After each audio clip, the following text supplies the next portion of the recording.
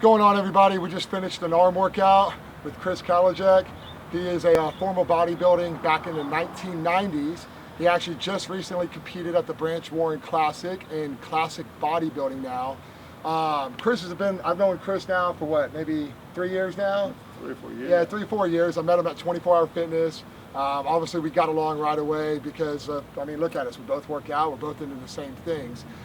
Chris is going to talk about back in the days of bodybuilding in the 90s to where it has came to nowadays. Chris, why don't you go ahead and tell him? Yeah, man, I started competing in 1990. Pretty much anybody in Houston was a close community of bodybuilders back then. If you were on the scene in bodybuilding in the 1990s and you were a competitor, everyone in Houston kind of knew who you were. It was like the who's who. No social media, no internet, no pictures. You caught word if somebody was looking good across town and you'd want to know who the competition was. But that's what sets it apart from nowadays. You know, it was word of mouth, but everybody was a real competitive city.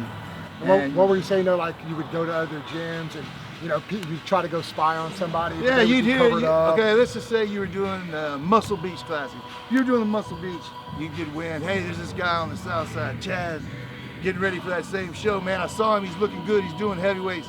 It start planting in your brain like, hey, man, Chad's the guy to beat. Suddenly you'd go over to that gym. It was competitive back then. It was hardcore. You didn't get no Instagram picture of Chad 2 weeks out. Selfie. You didn't get a you had to take somebody's word for it, and you knew who your competition was, and it was head to head. If you knew you were gonna have to win the heavyweight, you were gonna have to go beat this guy. You'd go do your homework. It was hardcore back then. Not saying it's not now, but like I said, there's so many different advantages. You got prep coaches and all this, and they'll be doing 2 or 3 guys in the same class. It was enemy. If you were competing against, I hate to say that, but if you were going to be a good competitor, you could be a nice guy. But when it came to competition, those guys were your enemy. Those guys, I hate to say it like that, and I hope I don't come off wrong, but it was competitive. What about like the nutrition and the supplements and stuff? How was that like back then to now, you know? That's funny you said that.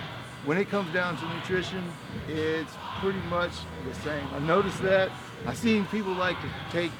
What about the macros and stuff like that? Yeah, I see that.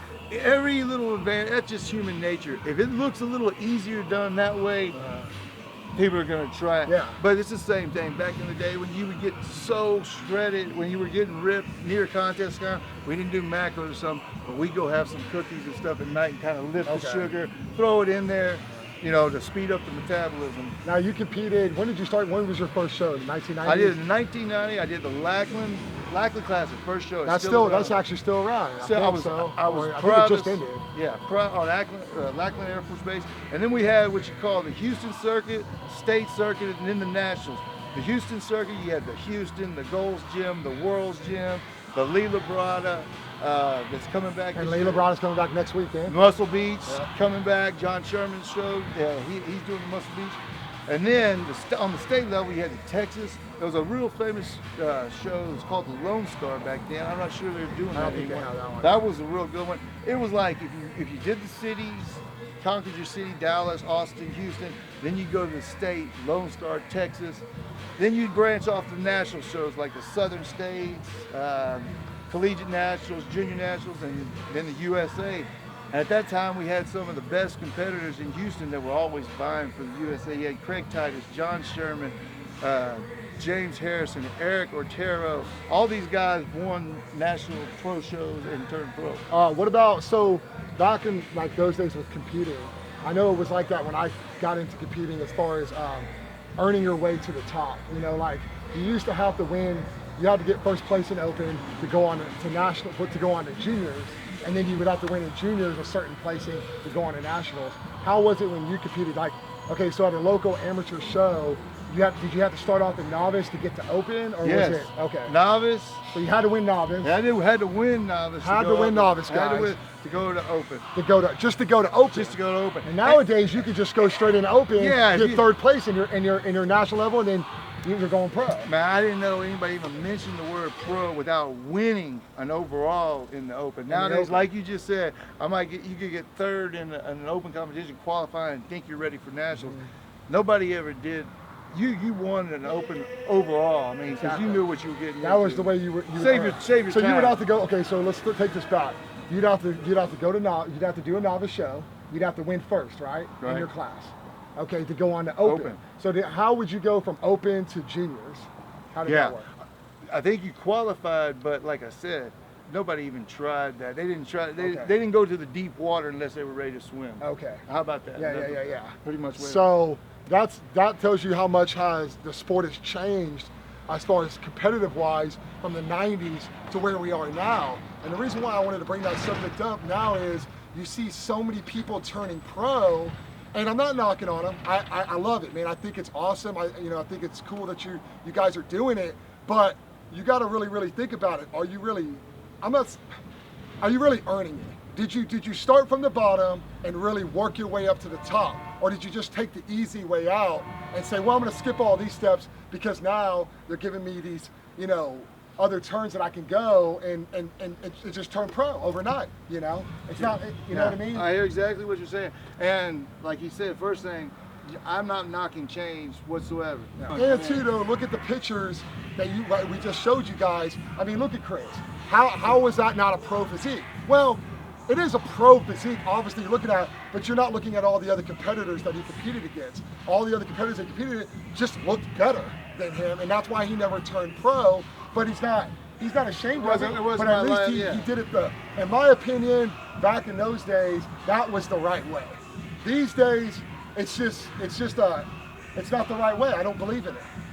So would you say nowadays that the sport has changed as far as a social media presence now? Yeah. Now it's all about what kind of image can you bring to the table, but also at the same time though, the way that it's changed now is, I think for the better though too at the same time, because now you're able to motivate people and inspire people that are really just average Joes that never really thought they could take their body to that next level, and they're looking at these, let's say social media famous people now and going, wow, damn, if that guy can do it, I can do it too. Because I would say one thing about the way the sport used to be, you weren't able to do that social media presence, so people couldn't see the big changes that you made, whereas now, people can see the change, and you're able to touch people and inspire a lot more people now compared to back then. Back then was probably a little more selfish because you weren't able to touch as many people because you didn't have the internet, you didn't have social media. Change is good. Yeah. Change is good. Like, and let's take these fitness girls, love them. I mean, they're all great, but there was only a handful back then, and they all had little contract. Now, but that was that followers. But back then though, were the girls figure? Was it like a figure thing? Man, they had to do almost a routine, a competition routine, like a aerobic routine. So that was figure fitness. Figure fitness. So they didn't have just figure; they just had figure fitness. Figure fitness, yeah. Okay. And the girls had to be athletic. I mean, if you couldn't do some cartwheels and some flips, you weren't going to compete. Yeah. So there was only a handful of them now. I mean, if you're in shape. When did figure come around? It might have been late 90s. Okay. I don't remember. So that kind of changed the sport. Yeah. Obviously, you made it grow more, made more people compete. When did the physique? When did the board shorts come into it? That was probably mid-2000s. 2013. Was it that late? Yeah. So 2005 there wasn't class. I mean, no, there wasn't no men's physique. Okay. Well, the women's was before that. So now, okay. So Chris, you used to do bodybuilding, right? And when was the last show that you did? 1996 was the last. 1996. Yes, so that was the last show that you did until 2016, right? Yes. So that was what, 10 years ago now? 22 years. 22 years. 22 years. Oh, I'm sorry, I'm thinking 2006. We're in 2016. But it changed. A lot more competitors now. A lot more people doing it for themselves. Really don't care about placing. They just, a lot of them have set a goal. Hey, I'm going to get up on the stage and compete. And I love that. I love that because you're a winner. Let's say if you're overweight, underweight, and you make a goal and you compete in that class, in my eyes, you're a winner straight. Exactly. You might not be carrying it takes a lot of guts to step on stage too. I mean, it's not an easy thing to do. Every person has a story that you. And not everybody wants to go pro. A lot of people just want something to have a drive to go to just have to achieve something. It's hard to just go work out for no reason. Show their kids. Look what I did. Yeah. And that's a winner in my book. So I'm not ever going to try to say you're not. Oh, you don't want to turn pro. No, you compete for your reason and you're a winner. So what made you decide now, 22 years later or whatever, to step back on stage? Like why all of a sudden you want to step back on stage? Couple of reasons. I really went. See, I was basically diagnosed as diabetic in 2005. Okay. 2015, my brother-in-law has a weight loss and fatigue clinic. He asked me, he goes, Chris, has anybody ever tried to get you off insulin? My diabetic doctor never did. Okay. My And why were you taking insulin? For medical reasons? Diabetes. Okay, you were, okay. I was diabetic. Okay, 2000, okay. 2005, I was diagnosed. I've been taking insulin for 10 years. 2015, my brother-in-law goes, let me try to get you off insulin. Okay. He, through proper medications and supplements, got me off insulin. At the same time, he looked at me, this is almost 8 months ago. He said, he goes, Chris, man, you popped right back into shape, you know, watching my diet and stuff. He goes, have you ever thought about doing a show? I go, you know what? My wife wanted to do a bikini show. She's 37 years old. She goes, I want to do one. Matter of fact, I got to show you the pictures of her. She looks fabulous. She got 3rd place at the bikini branch one. She's going to do the Librata. She'll win that. She looks phenomenal. But she goes, I'd like to do it. And that was my golden opportunity to say, hey, I'll train with you. My wife has never trained for a show, so she started training with me for 1 year. And in 7 months, I got her ready for a show. So now that got my motivation. Yeah, she motivated me. That's awesome. That's cool. And now y'all both compete. Y'all are like the swole mates. Yeah. Hey, and now this competition. I mean, we're not going to try to. I'm not trying to take it. In classic physique. Are you trying to go pro again? Are you trying to achieve? I'm in between. Okay. I'm in between. Right now, I am qualified masters to go to nationals. Or that. I'm not going to do that. I'm not going to do that because turning pro with masters. So I mean, you're kind of now like where the sport is now. Now the sport is. You're kind of competing just to kind of have something to achieve, just something to push you. I'm back in the game. Yeah, back in the game. I'm back in the game. Yeah. So what I choose to do on the competitive level is up to me. So and that's like nowadays. That's what a lot of people compete for now. Now a lot of people don't compete to compete. They're competing within themselves. Yeah. So you've kind of now fallen into that whole thing now. Exactly. So which is a positive thing now. More than positive. Me and my wife love to train together. It brought us. I mean, we were close, but it brought us even closer. And to see her change and the drive that she has, man, it's awesome. Couldn't be better, man. Yeah. Couldn't be better. So I got into it for all the right reasons. No pressure, no trophy I'm chasing, no title I'm chasing. Let's do this together, and the cards fell all right in place. Yeah, couldn't have been better. And then you also you've always been a businessman too, right? Yeah. You've always had your own business. Going back. Like you guys saw, he had a clothing line, which is like what I have now, but he had one back in the day. Selling the big we didn't have internet sales. We didn't have internet sales. Yeah, so it was just straight up hustling. Straight up hustling. If you didn't come by my store, I didn't get no money for paying. Exactly. I mean, just internet sales over there, and I mean that's a beautiful thing. Yeah, exactly. Yeah. So that's another positive thing where the sport has changed, where you have social media now to be able to start a business and make a living for yourself without having to work for somebody. It's like Chris said, he had his own clothing line back in the day, but back in the day he didn't have the internet, so he had to go out in the streets. He had to somehow bring people to his store to make a living, you know, and that's the difference again between back in the 90s to where it is now. So again, we would say where everything is in fitness nowadays is actually for the better. Oh, great. You know what I mean? Definitely. Because people are achieving more goals, people are getting inspired more. I mean, hell, look at all the celebrities now that are into fitness. People are making a living through fitness. I mean, it's a $1 billion industry that hasn't even been tapped yet. You know? And that's what me and my wife are doing. We're looking for our particular angle to come to it, because a lot of couples look at us and they want what we got. Yeah. And I would say a lot of people in the fitness industry want that. Yeah. Everybody wants that other swole mate with them. I don't have it packaged in a bottle yet. You know, I don't have but that's what I'm working on. And then right now you own a roofing company, right? Yeah. You want to get a little shout out on that roofing company? Strata Roofing. You can see me all over Houston. That's what I love to do. I love helping people.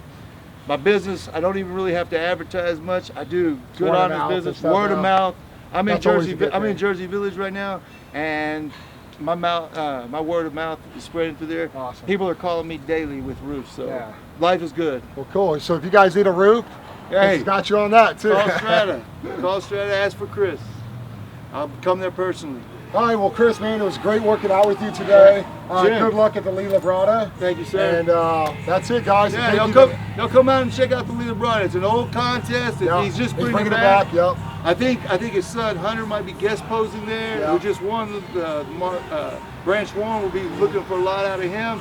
And it's always good to see the classic The classic Lee bodybuilding now. Lee The Labrada. classic Lee Labrada, yeah. So was he 3 times runner-up, Mr. Olympia? I mean, some people call him the uncrowned Mr. Olympia. Yeah. I mean, everybody has their personal preference. I'm not going to say that. But what a classic physique he had. All right, well, thank you, Powerhouse Gym. If you guys are ever on the south side of Houston, make sure you come by here. Show Lewis some fucking love. This gym is fucking hardcore. It was an abandoned building at one point, and there's a bunch of homeless people, a bunch of prostitution going on around here. He cleaned it up. He's bringing young kids in, inspiring others to achieve greatness, to achieve their goals. Please come by here if you're on the south side. Come by here, tell him that the drive sent you here. He'll take care of you, he'll hook you up. Thank you again, Powerhouse Gym. Thank you, Chris, for working out with us today. Peace out, guys. See you on the next video.